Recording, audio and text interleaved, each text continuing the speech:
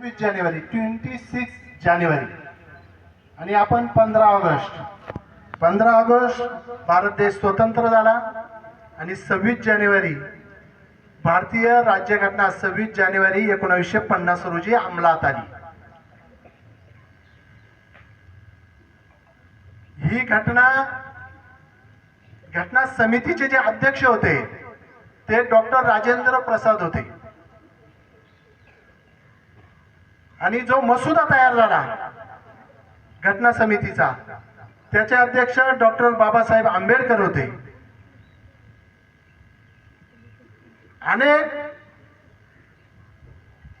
दिवस म्हणजे 1947 पासून तर 1950 पर्यंत ही राज्यघटना कशी असावी वेगवेगळ्या देशांचा अभ्यास करून त्या घटनेचा अभ्यास करून भारतामध्ये काय योग्य आहे याचा अभ्यास करून जवळजवळ 289 लोकांनी ही राज्यघटना तयार केली। ही राज्यघटना अगोदरच नोव्हेंबर मध्ये तयार होती, परंतु ती अंमलात 26 जानेवारी 1950 मध्ये आणली। याच्या पाठीमागे काहीतरी कारण आहे की हा 26 जानेवारी दिवसच का घेतला। 26 जानेवारी हा दिवस घेण्याचं कारण असं होतं की 26 जानेवारी 1930 साली ह्या भारतामध्ये जो इंग्रजांविरुद्ध लढा झालेला होता त्या लढ्यात संपूर्ण स्वराज्याची संपूर्ण स्वातंत्र्याची मागणी झाली होती आणि खूप मोठा देशव्यापी लढा होता। त्या लढ्याचं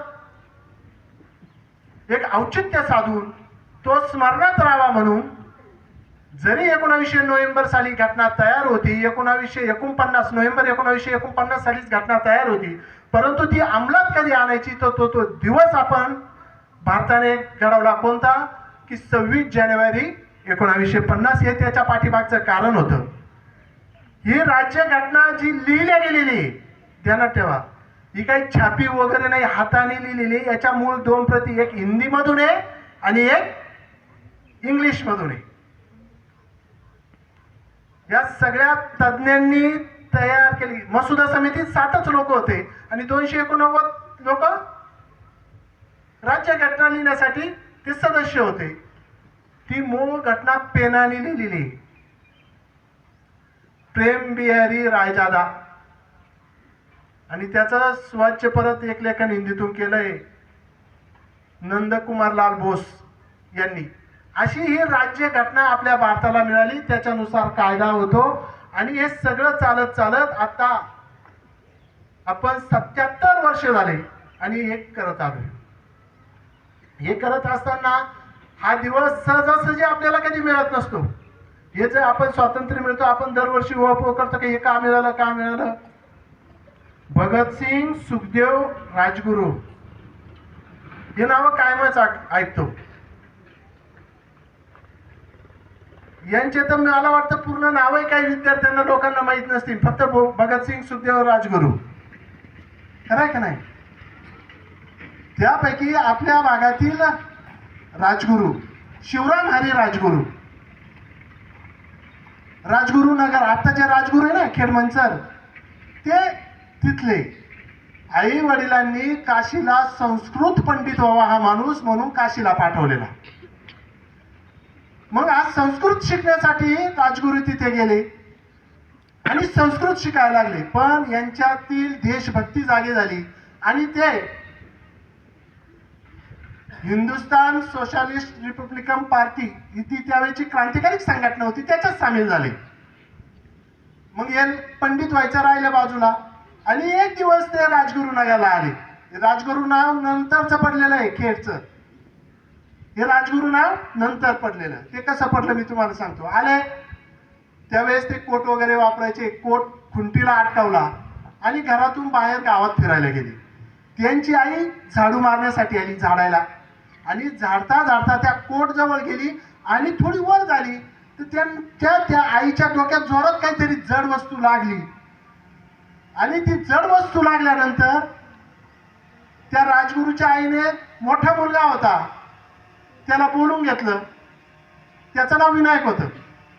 त्या विनायकला बोलून घेतलं आणि म्हणे विनायक यात मला लागलं, या कोटामध्ये काय पाय म्हणे। तर त्या कोटातून त्या विनायकने बघितलं तर एक पिस्तूल होता. आणि ही सगळी घटना पाहिल्यानंतर हे खूप थक्क झालं, हे कुटुंब, राजगुरू कुटुंब खूप थक्क झालं की या आपण मुलगा पाठवला काशीला संस्कृत पंडित व्हावं म्हणून, आणि याच्या कोटाच्या खिशात पिस्तूल.